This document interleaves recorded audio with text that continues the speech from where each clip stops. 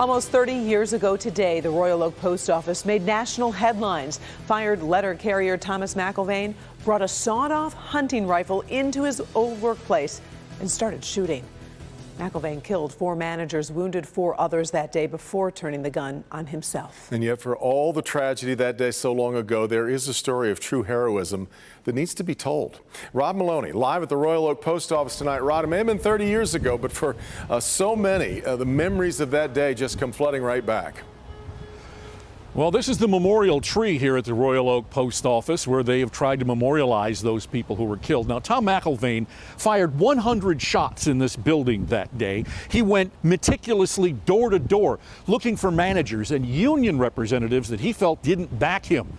And then there was one person, a manager he shot and killed, who turned out to be the true hero of the day. And exclusively, for the first time ever, we're talking to his widow, Connie.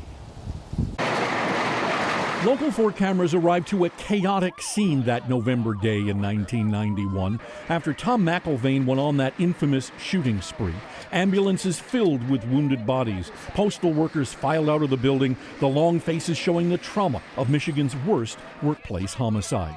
Yet those inside who had witnessed the horror kept telling the same inspiring story of heroism outside. The man was coming after her, was coming towards her to kill her, and somebody, one of the men, or whoever it was, he jumped in front of her and opened up the window so she can get out, and he was shot apparently 3 times in the head. That man was 37-year-old Postal Labor Relations Representative Keith Ciszewski of Livonia. Moments before, McIlvane had shot letter carrier and Associate Union Rep Clark French in the back at point-blank range. Clark ran as best he could out of the building across the parking lot to get away and saw... That woman was running across the parking lot, but she had injured her ankle while she jumped out of the window. So I hear gunshots and I see her go down, and I'm assuming that Tom is shooting out the window at her. The woman Keith helped out the window actually had a broken leg. And no, McIlvane wasn't shooting at her. She survived.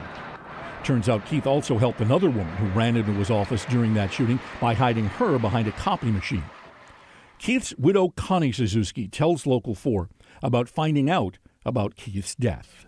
I saw one of Keith's friends going into the hospital, and he was all full of blood. And I ran up to him and I said, "John, where's Keith?" And he just shook his head.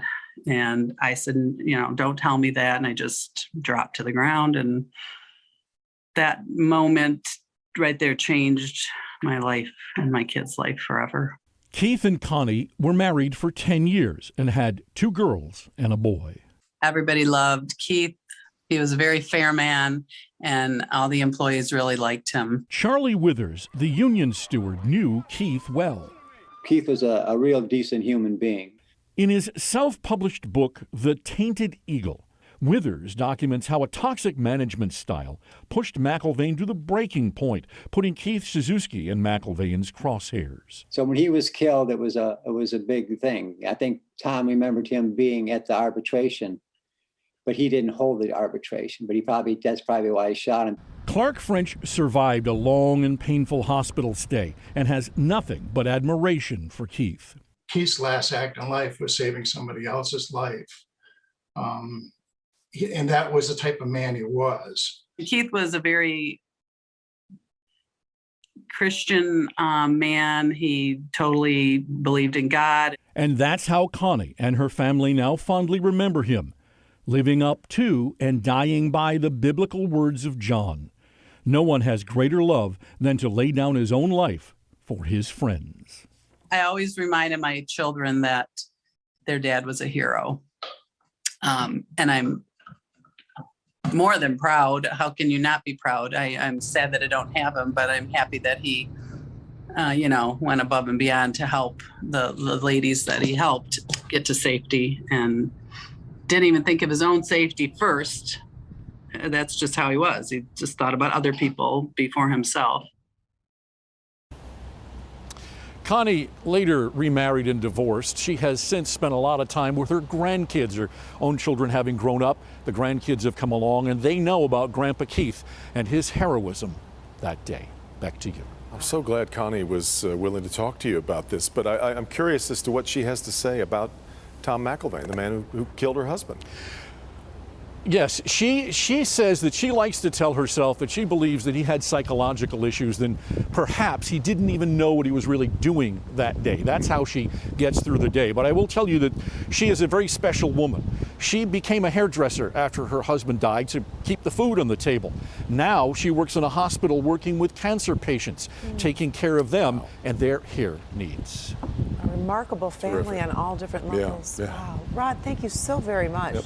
It's very interesting. We just haven't heard it from her perspective. For all this time. Yeah. Rod, let's look back on this story. Does continue on clickondetroit.com.